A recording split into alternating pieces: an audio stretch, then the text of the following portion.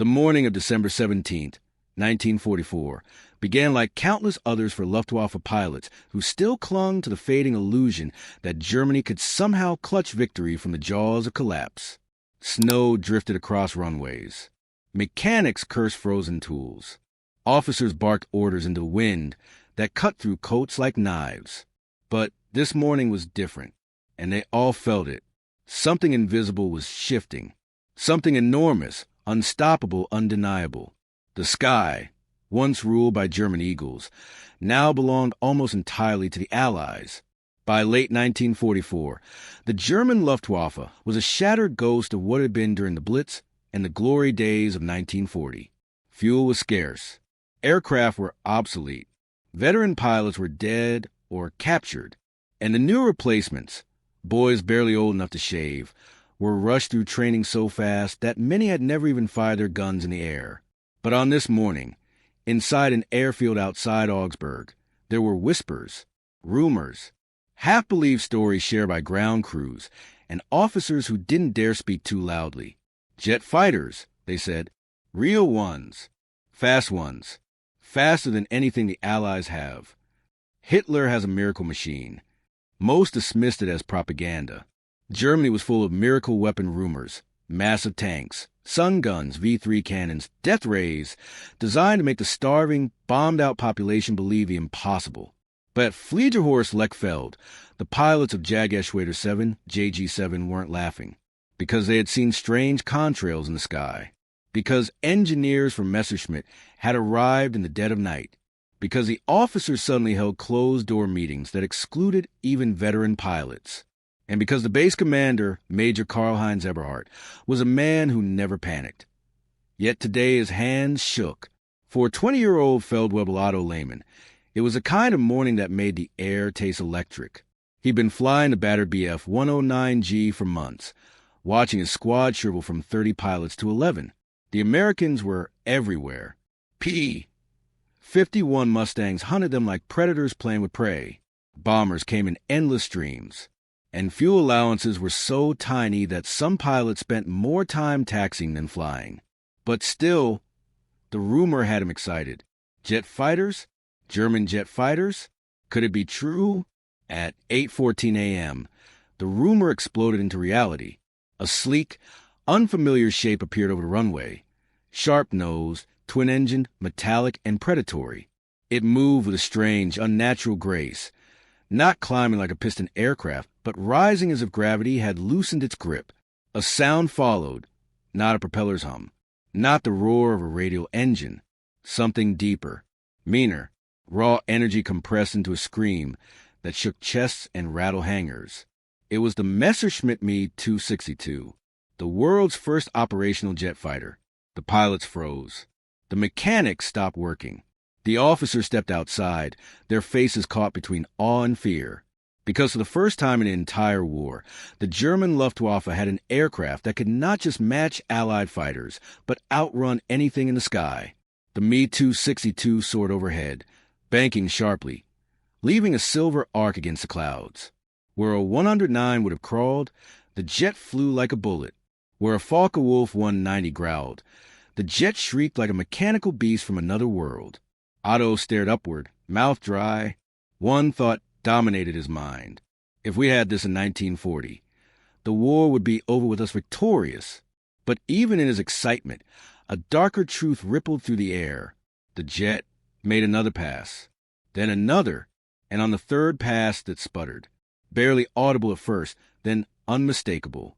A choking call from the engines, a wobble in the wings, a sudden dip, followed by a desperate leveling. Officers exchanged horrified glances.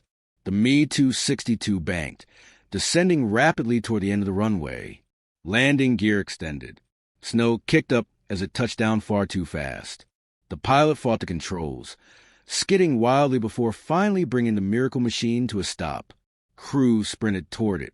The pilot climbed out, helmet off, face red with fury and embarrassment, and he shouted the words that would echo across the airfield, the words that described the entire Luftwaffe in a single heartbreaking sentence. Kein Tropfen mehr. I had no fuel. The miracle weapon had arrived. But Germany had nothing left to feed it. The dream of turning the war around vanished as quickly as it came, and in that instant, every pilot on base understood. The Me-262 wasn't Germany's salvation. It was Germany's tombstone. The greatest fighter ever built, the fastest, the deadliest, and utterly useless, because the Reich was bankrupt. Fuel stores were gone. Supply lines were destroyed. Oil fields were captured or bombed into mud. The jet was a lion without teeth, a knife with no blade, a miracle with empty tanks. That was the day German pilots saw the future of air combat and realized it had arrived too late. But this was only the beginning, because by the next morning, Otto Lehmann and the other pilots would be ordered to fly alongside the Me-262. And what happened that day would become one of the most tragic, dramatic, and misunderstood chapters in aviation history. The air at Lechfeld Air Base felt different the next morning. Heavy, metallic, restless. Snow still covered the ground, but the silence was gone. Mechanics rushed between hangars, carrying tools they couldn't afford to break. Officers barked contradictory orders. Trucks groaned under the weight of jerry cans that everyone knew were mostly empty. Germany was collapsing. And when nations collapse, their orders become desperate. At 6:42 a.m., a courier motorcycle roared through the base gate, skidding on ice as it came to a stop near the command building. The rider, face red from cold, handed Major Eberhardt a sealed envelope with the Black Eagle of the Luftwaffe stamped on its front. The major opened it. His expression tightened. He read it again, then a third time. When he finally looked up, he said only 4 words. Scramble all pilots. Now. For Otto Lehmann, sleep had been impossible. The image of the Me-262 streaking across the sky, then sputtering into a humiliating emergency landing, looped again and again through his mind. It was beautiful. It was terrifying. And it was proof of something Germany no longer had. Possibility. Now, as he pulled on his frozen flight suit, zipped his leather jacket, and stepped out into the icy morning, he realized he wasn't excited. He was anxious. Pilots gathered outside the operations hut, stamping their boots for warmth. Some whispered nervously. Some smoked cigarettes with trembling hands. All of them watched the officers' faces, reading fear behind forced discipline. The major stepped forward. His voice was steady, but the tension was unmistakable. Gentlemen, the Americans are coming. A cold silence spread. We have reports of a massive bomber formation approaching from the northwest. Hundreds of aircraft, possibly the largest raid on Munich we have seen this winter. They will reach our sector within the hour. Murmurs and curses rippled through the squad. The major continued. Lechfeld is designated as a priority target. The Americans know we are testing new aircraft here. They intend to destroy this base today. Everyone knew what new aircraft meant. The Me-262, the miracle jet, the weapon Hitler believed would save the Reich. Otto's mind raced. If the Americans hit this base, the jet program dies. And with it, the last slim chance Germany has. The major wasn't done. You will escort the Me-262 division. They will take off first.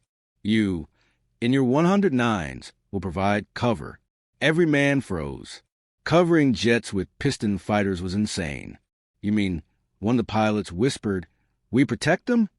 "Yes," the major said sharply. "We will do whatever it takes to get the Me-262s into the air." No one spoke after that, because they all knew the truth. Piston aircraft couldn't escort jets. Jets didn't need escorting. They were 200 kilometers per hour faster. They climbed twice as quickly. They could vanish into clouds like shadows. But the jets had a fatal weakness. A weakness everyone in the Luftwaffe now understood. Their engines were vulnerable during takeoff, and they needed long runways. And worst of all, they needed fuel Germany didn't have. The jets could attack bombers, but only if they could get airborne first. And the Americans knew this. That's why they were coming. Inside Hangar 3, mechanics struggled frantically around the Me-262s. Otto walked past him on his way to his own Bf-109G, but he couldn't help stopping to stare. 3 Me-262s sat aligned, their aluminum skins reflecting the pale morning light. Their noses, sharp and aerodynamic, housed four 108 Malawian Quachas cannons, deadly weapons capable of shredding bombers in seconds.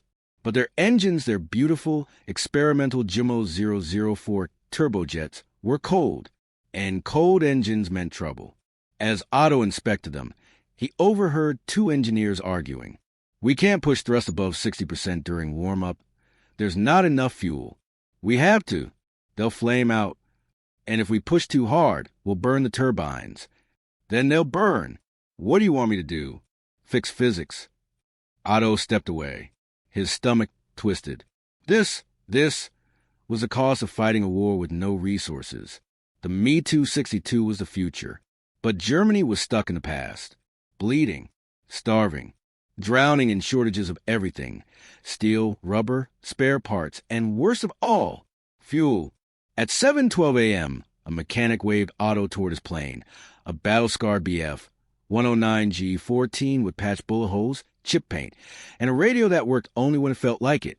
"Fuel status?" Otto asked. The mechanic didn't answer right away. Finally, he sighed, rubbing frost from the fuel gauge. "Half tank." "Half? We're escorting jets." "You're lucky you have that much," the mechanic muttered. "Some of the boys will be flying with a quarter." Otto closed his eyes. Half a tank meant 10 minutes of climbing, 20 minutes of combat, and maybe a chance to glide back if the engine died. "Any extra we can squeeze in?" The mechanic stared back with a look that was part pity, part frustration. "There is no extra." Of course there wasn't. Germany's synthetic fuel plants had been bombed for months. Tankers never arrived. Rail lines were destroyed. The Reich was running on fumes, and so were its pilots. Otto climbed into the cockpit. The seat was freezing.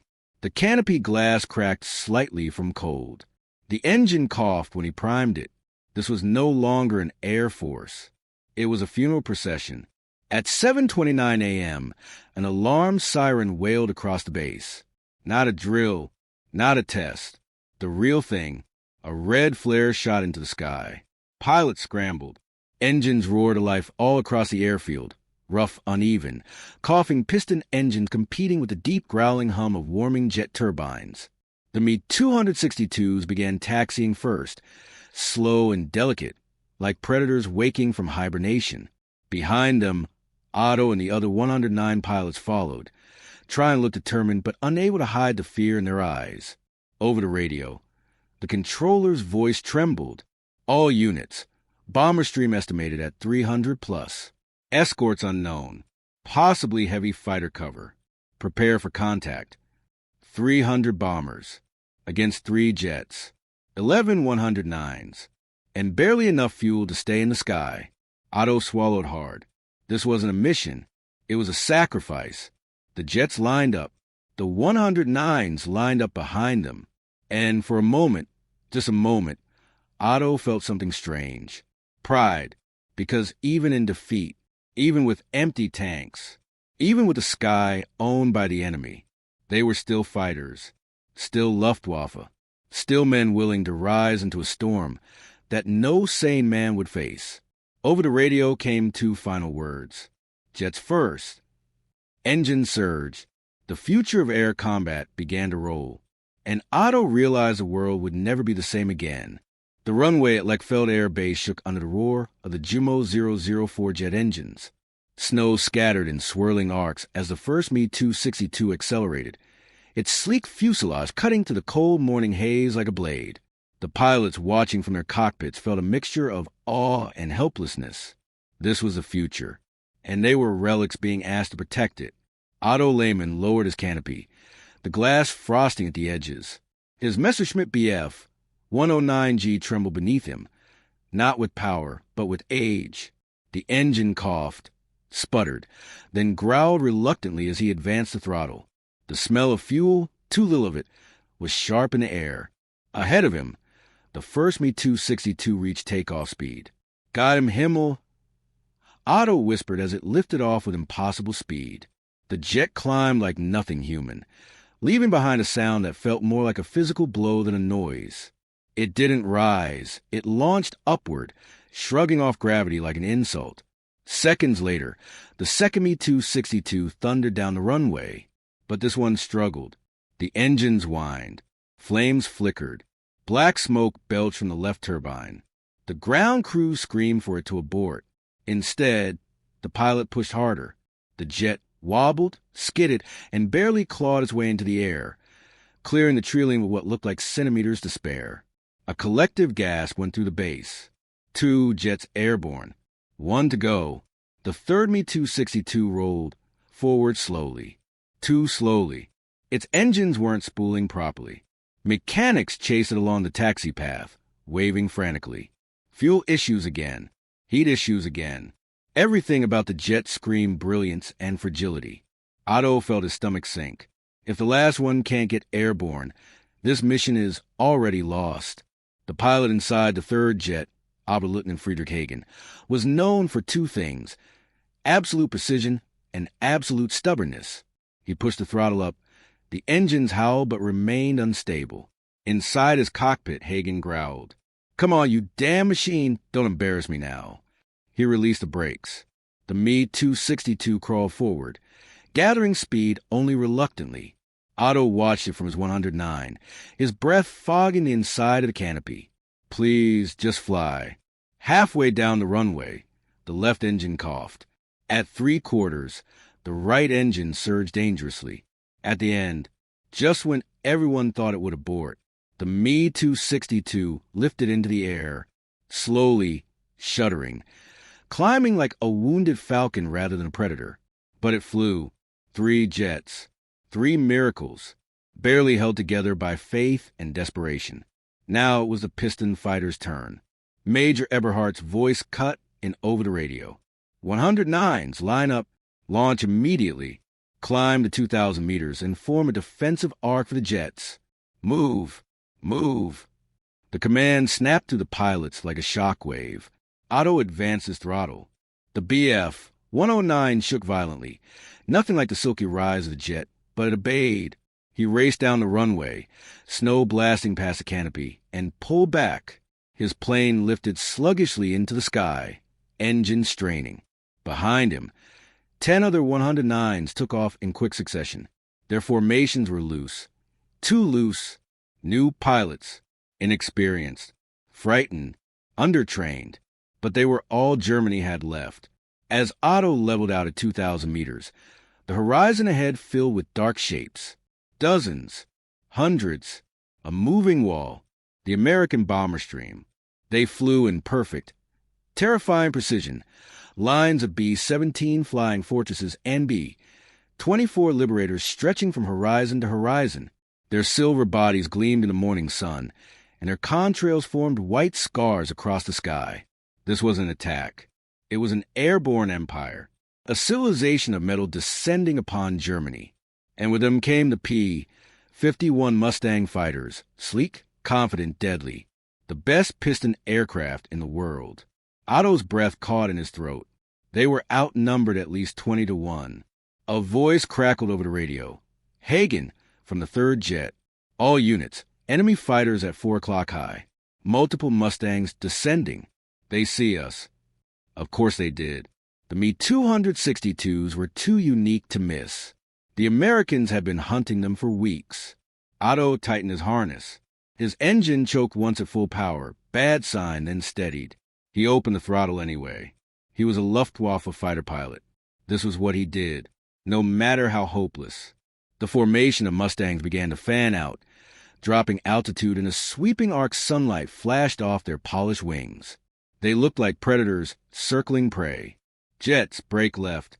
109s, cover them. Eberhardt ordered. Cover them? With what? Hope? Otto dove slightly, placing himself between the Mustangs and the nearest Me-262. For a heartbeat, nothing moved. Then all hell erupted. The sky exploded into motion. The first Mustang dove directly at the jet formation.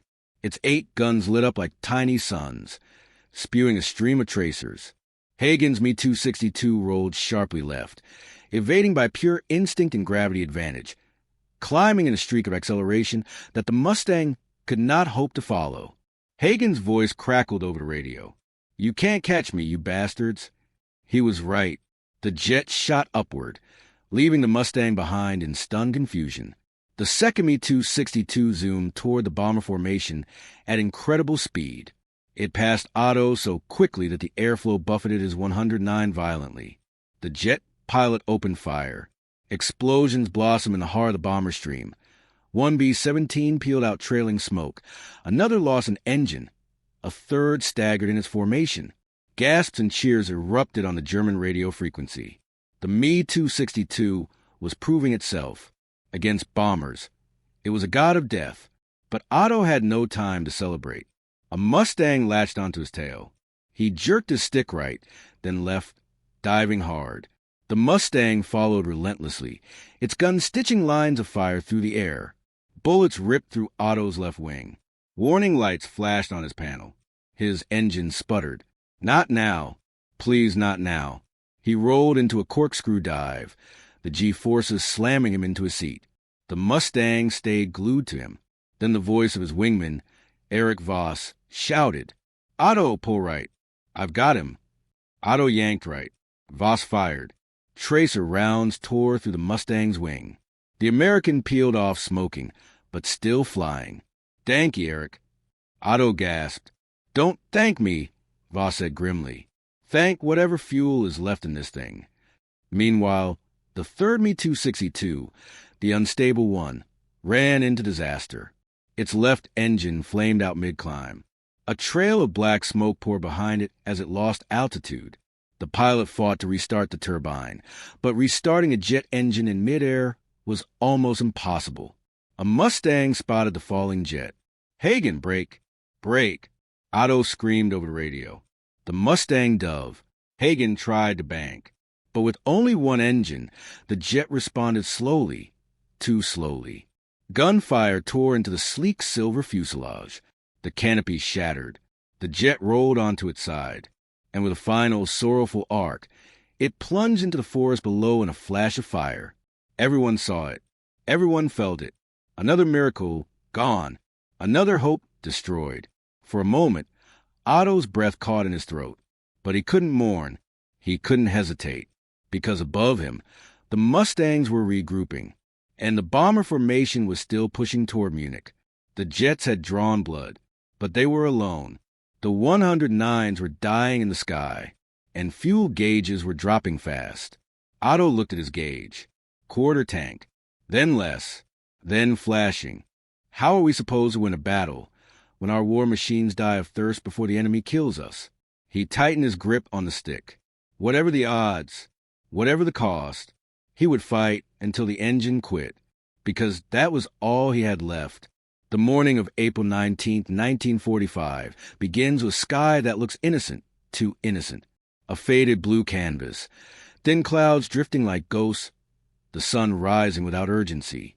But beneath that calm surface, Europe is living its final days of war and dying by the minute. Inside Fliegerhorst Rechlin, Germany's premier test airfield, the mood is nothing like the sky above it. Officers walk quickly. Mechanics avoid eye contact. Pilots smoke more than they breathe. Everyone feels the same pressure. Berlin is collapsing. Supplies are gone. Fuel is fantasy, and yet new orders keep coming from a headquarters already half evaporated. And then the siren wails. Not the air raid siren, the arrival siren. Something is coming. Something German. Something fast. Hans Voss is the first to step outside the hangar, wiping grease off his hands. He looks up and freezes. Two tiny silver dots glide out of the horizon, glowing in the sunlight like needles of steel. They are flying too smooth, too clean, too steady to be propellers. And then he hears it, or rather, he doesn't hear it. No propeller roar, no piston sputter, only a rising metallic whine. His eyes widen. Mein Gott, jets. The Me-262 swooped down, engines humming like angry thunderbugs.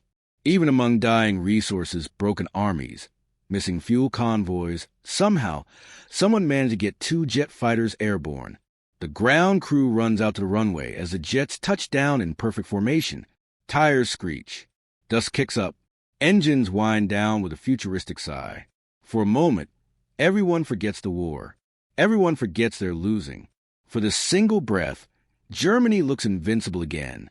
The pilots climb out, both young, both exhausted, both expressionless like men who have flown through hell and came back without permission. Voss approaches them carefully. You actually flew them? One of the pilots gives a tired half-smile. Flew? Yes. Fought? No. Not enough fuel. The mood collapses again, fast. That morning's miracle was no miracle at all. For months, Luftwaffe High Command had begged for fuel. They needed it for training, for defense, for the new jet fighters that could have reshaped the war. But the Soviet advance had cut off Romania. American bombers had shredded synthetic fuel plants. What trickled through the system was barely enough to keep trucks moving.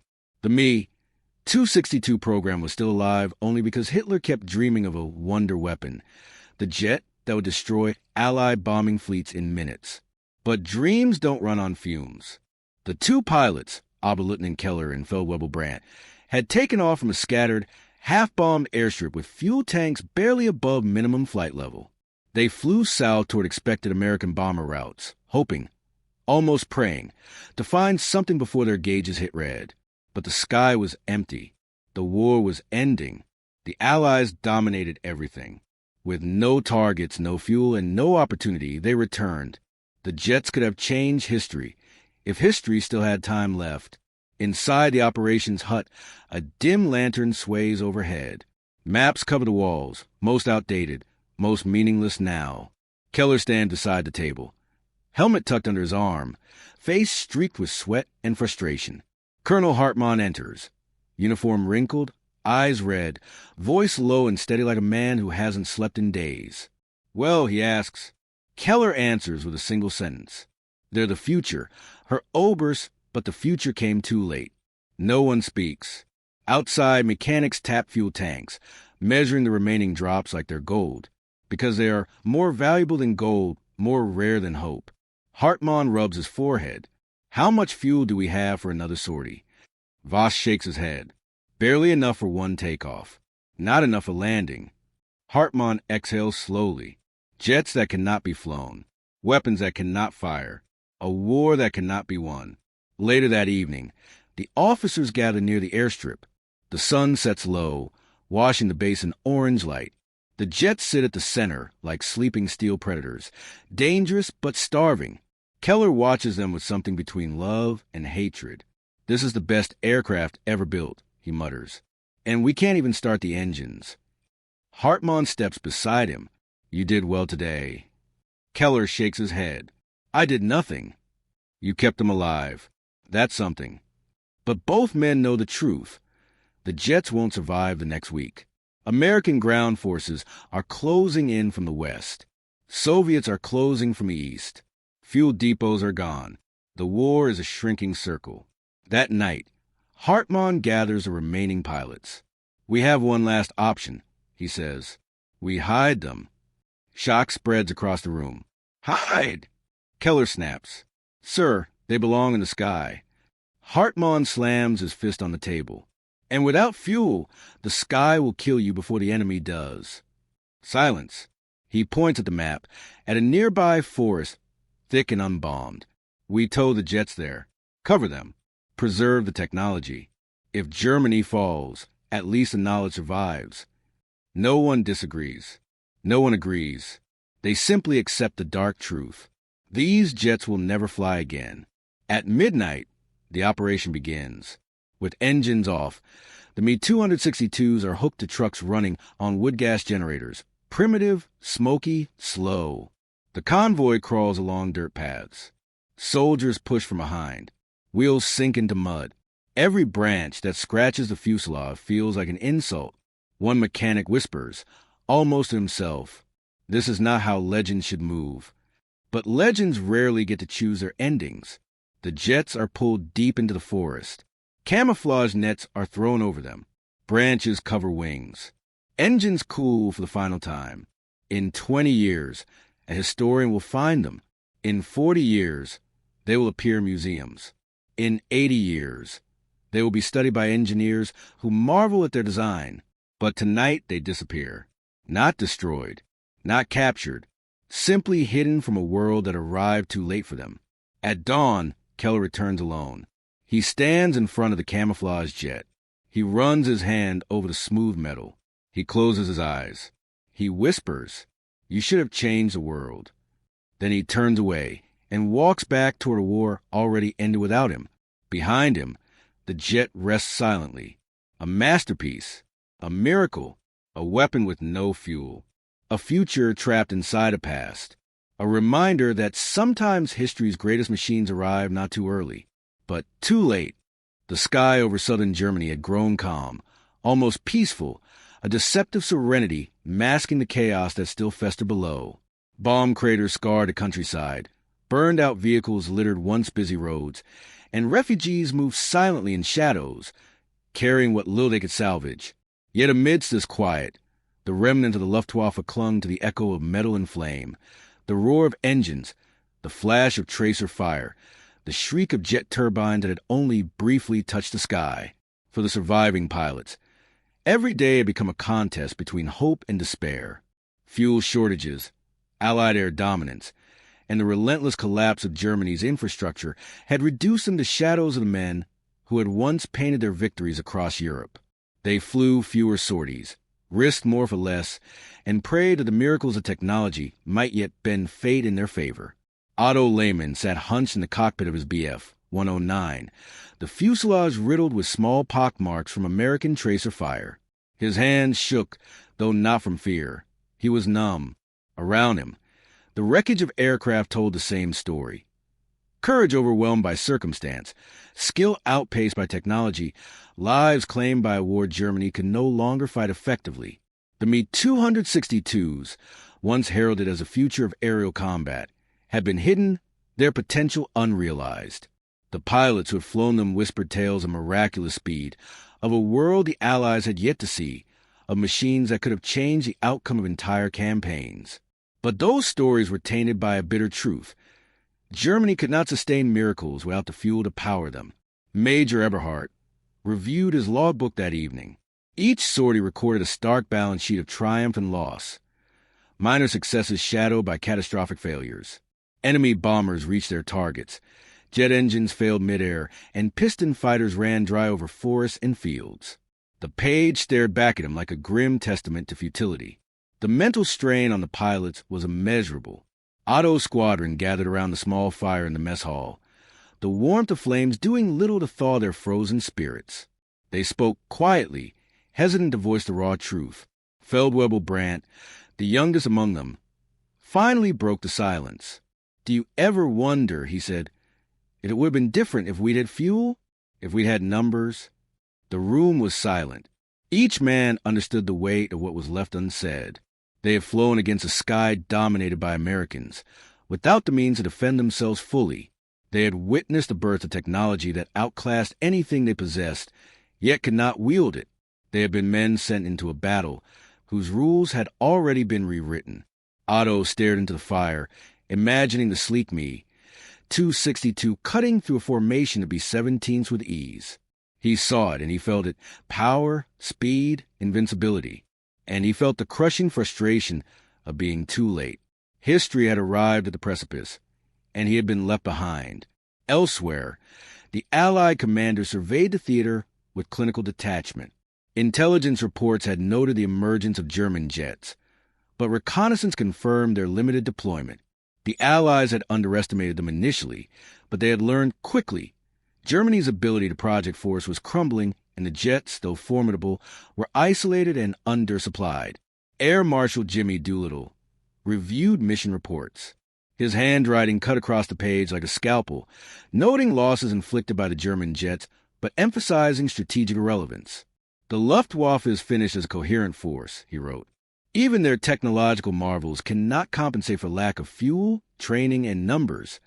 This assessment would later be confirmed in post-war studies. The Me-262 was revolutionary, but revolution without support is impotent.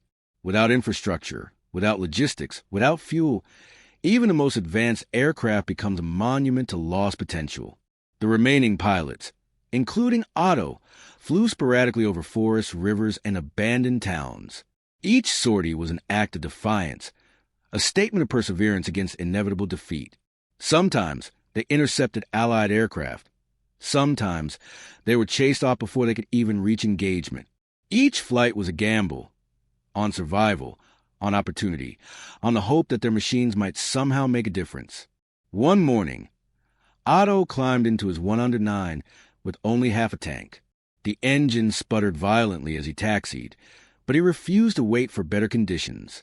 The Americans had begun sending reconnaissance deeper into Bavaria, probing defenses, testing response times. Otto took off, climbing into a sky that seemed impossibly vast and indifferent.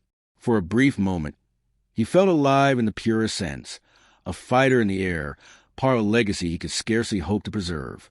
Above him, the Me 262 jets, now hidden, silent, waiting, represented a ghostly promise. They could have turned the tide, erased losses, rewritten history. Yet Otto could only fly beneath them, their potential unfulfilled, their roar unheard by the enemy. On the ground, civilians moved through the remnants of bombed towns. Families scavenged for food. Children played among rubble. Every flight above was a reminder of what the war had taken. Opportunity, safety, normalcy. The pilots saw them, fleeting glimpses through the canopy, and felt a silent guilt. They were part of the war machine, yet powerless to protect those who had no machines at all. Local farmers whispered about jets in the sky, rumors of silver birds faster than anything anyone had ever seen. Few understood what they represented. Fewer understood why they never attacked. In every village, the disconnect between legend and reality grew, mirroring the pilots' own frustrations. Fuel, or lack thereof, was not just a logistical challenge. It was a psychological weapon. Pilots knew that at any moment, engines could die. Jets could only fly short bursts before they had to return, often before seeing combat. Piston fighters ran dry over enemy lines, forcing pilots into death-defying glides over forests or rivers. Every mission was haunted by the possibility of landing in enemy hands, or worse, never landing at all. This stress shaped every decision. Every maneuver was calculated not just for tactical advantage, but for survival. Otto, once a confident fighter ace, had learned to factor fuel like a fourth limb. Every roll, dive, and climb was weighed against the tank gauge. Victory was secondary. Survival was paramount. By May 1945, Germany was finished. The jets, the pilots, the strategies, they were all rendered irrelevant by the total collapse of the Reich. The Me 262 survived in secret, eventually becoming trophies of ingenuity preserved in museums, their potential a haunting what if for future generations. The men who flew them returned to civilian life, carrying memories of a sky that had promised dominance and delivered frustration. Otto Lehmann would later recount his experiences in memoirs, describing the awe-inspiring speed, the thrill of combat, and the bitter taste of power denied. He wrote of the day he flew alongside jets that could have changed history, only to discover that timing, resources, and fate are often far more decisive in engineering. The war was over. Europe lay in ruins. Cities smoldered under broken skies, rivers carried debris, and forests hid the secrets of battles that would never be fully told. The Reich had collapsed, its ambitions shattered, and its pilots, once proud eagles of the Luftwaffe, were scattered, captured, or in hiding. Yet, amidst the rubble, a quiet story lingered. The story of the Me-262 jet fighter, the machine that had arrived too late, the skybound miracle that Germany could not fuel, and the pilots who had flown alongside it. Otto Lehmann walked through the gates of a displaced persons camp weeks after Germany's surrender. His uniform was tattered, his face lined with frost, exhaustion, and the lingering weight of combat. Around him, fellow pilots shuffled silently, sharing nods instead of words. Words were useless. They had flown the skies, witnessed the most advanced aircraft ever built, and lived to the despair of being too late. The memories came unbidden.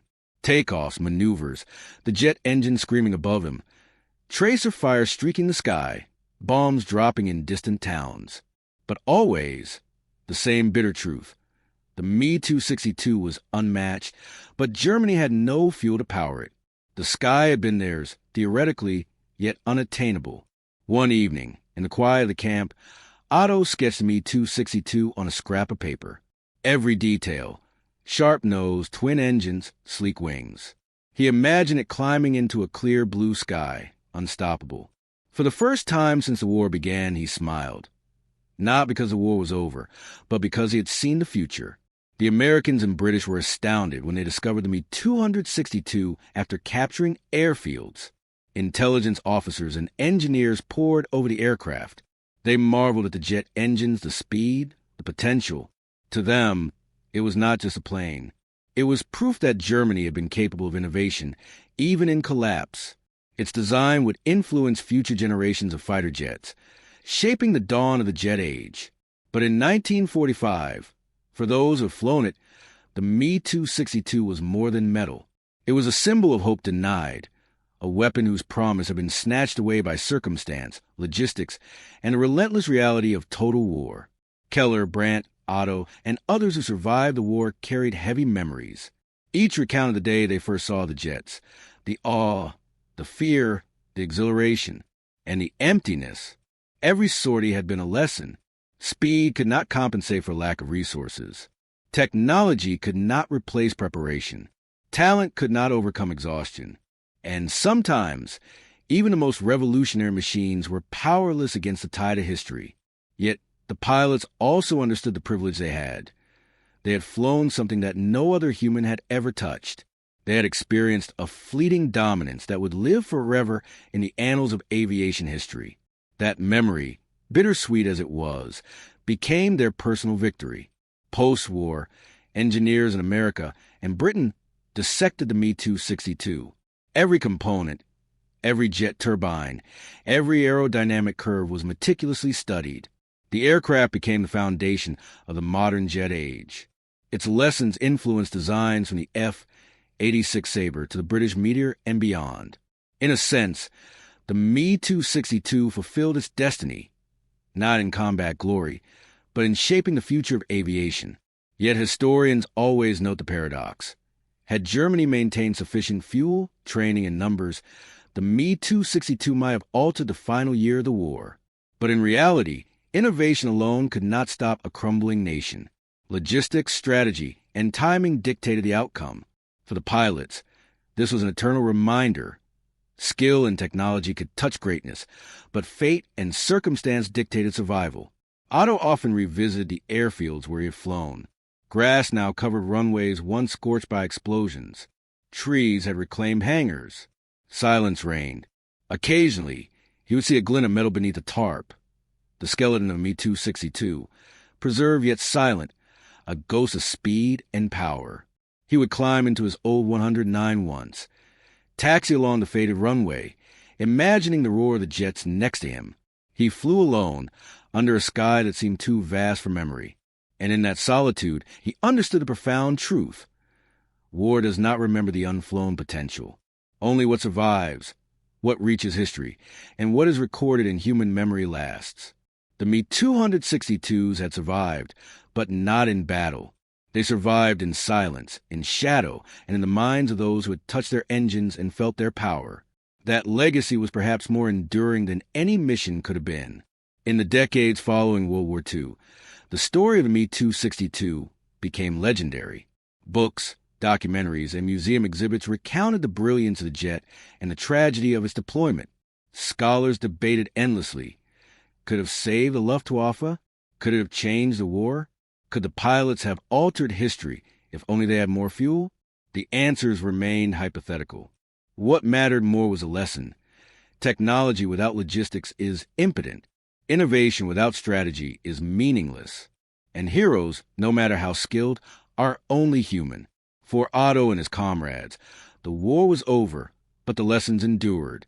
They returned to civilian life, to factories, offices, farms, and families. They remembered the Me-262 not as a weapon, but as a symbol, a reminder that progress often arrives too late, that brilliance alone cannot save a nation, and that courage persists even when hope fades. The jets, hidden in forests and captured by the Allies, eventually inspired generations of engineers. The world learned from them, marveled at them, and built upon them. The sky, once dominated by desperate German pilots, had transformed into a proving ground for the next era of aviation. And for those who had flown, the roar of the engines would never fade. It lingered in memory, in dreams, in stories passed down. The day German pilots saw jet fighters, but had no fuel, remained forever a testament to timing, technology, and the fleeting nature of opportunity. The Me-262s never won battles. They never defended Germany from the Allies' relentless advance. They were underpowered by circumstance, constrained by logistics, and trapped in the wrong place at the wrong time. Yet in their engines and their speed, in the hands of the pilots who would dare to fly them, they left a legacy that outlived the Reich. They marked the birth of the jet age, the evolution of aerial combat, and the poignant truth that sometimes the future arrives, but there is no one left to wield it. The sky remembers. The pilots remember. And history records a day when human ingenuity collided with fate, and the fastest planes in the world were grounded not by enemy fire, but by the simplest, cruelest limitation of all: no fuel.